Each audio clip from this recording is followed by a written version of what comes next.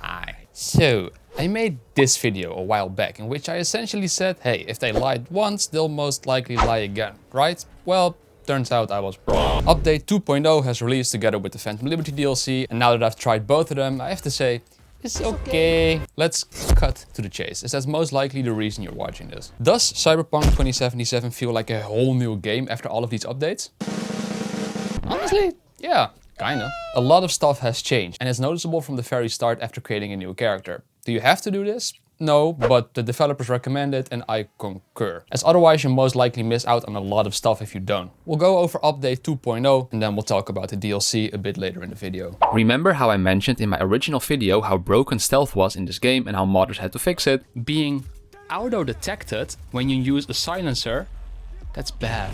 Well, now, due to certain perks like gag order, stealth actually works pretty well, as characters won't immediately alert the entire area if you don't kill them fast enough. On top of that, you can now see how much damage you'll do via the health bar above their head, making sure that you won't take shots that are not worth the risk. Another thing modders had to add was vehicle combat. Now, shooting from vehicles is finally possible, but honestly, I'm fairly certain I was one of the few people who didn't miss this feature in the base game at all. Most likely because they created the entire game knowing that shooting from vehicles wasn't going to be possible. Nonetheless, it actually works pretty well now, and the DLC has added quite a lot of vehicle combat missions, but we'll get to that later. Before the update, you could buy so much chrome that your entire body was starting to look like a GTA Online lobby in 2014, but now they've put a limit on that. The amount you can install is tied to your level, and to add at least a bit of immersion to the experience, they finally bothered to actually add an animation to the process. It's just you getting up from your chair, but hey, whatever, we'll take it, right? Police are finally patrolling the streets instead of spawning out of thin air, and well, they essentially just blatantly copied the wanted system from GTA,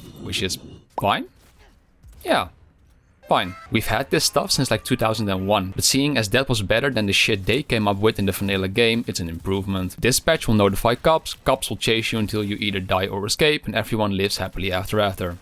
Except for the dead cops, I guess. We are now finally able to jump out of moving vehicles. We can throw weapons without being dependent on perks, and the so-called first equip animation is now a manual option instead of a one-time thing. The game's difficulty has been upped as well, noticeable from the very start. I used to cruise through this game on very hard, but now I'm kinda getting my ass kicked on just hard difficulty. Enemies are more aggressive and will try to quick hack you occasionally. They also removed the insane amount of health items that the game had as well. So now you have to assign a type of health item, and then the one you picked will auto-regenerate over time. They also added weaponized vehicles that are pretty damn handy to fight cyber psychos with, or the enemies that are guarding the airdrops. Last but not least, the entire perk system got an overhaul, making sure that you actually have to try and create a build instead of just investing in the same things over and over again that barely altered the way you played the game. They also added relic perks, which brings us to the DLC. Brave, I guess.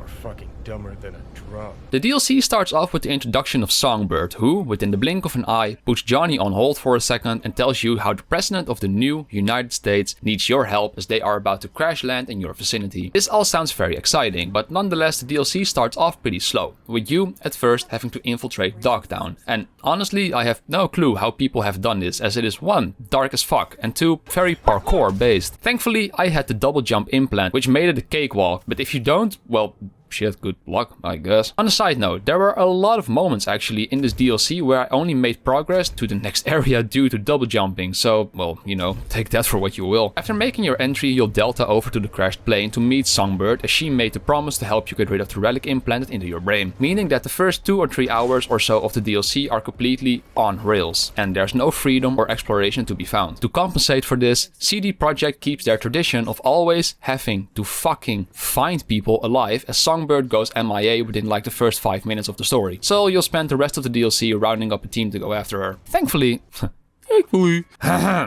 this allows for quite a few breaks here and there, which gives you the opportunity to explore Dogtown. Whilst doing so, you'll have the opportunity to try things like new car stealing gigs, the airdrops I mentioned before, looking for upgrade stations to improve the relic skill tree, or take a look-see at the new clothing and weapons. How the base game went more for a quantity over quality approach with all of the gigs, the DLC does the opposite. There are only a handful or 2 of new gigs, but all of them have a lot more dialogue options and choices to make. You'll also need to complete a certain amount of them to to eventually progress the DLC story. So if I were you, I'd exhaust these before trying to wrap everything up story-wise. Speaking of the story, it has a pretty decent balance between stealth and balls-to-the-wall action. There are also some scripted events here and there, like quick-time events and having to man turrets. But that's all nothing we haven't really seen before in the main story. It's still cyberpunky, meaning that there are plenty of moments where you will do nothing but follow NPCs around and talk for moments on end. The writing has improved though, compared to the vanilla game, so it's surely pleasant to listen to. There's just a lot of it. Nonetheless, it flows a lot better than the story of the main game, but that's to be expected, as the main game had you exploring 3 different paths at once, whilst the DLC just has 1. Option-wise, there's quite a lot of choices to make, one of them even ensuring that you completely lock yourself out of the DLC. But don't worry, for that you'd have to repeatedly tell one of the main characters that you do not want to help them, so,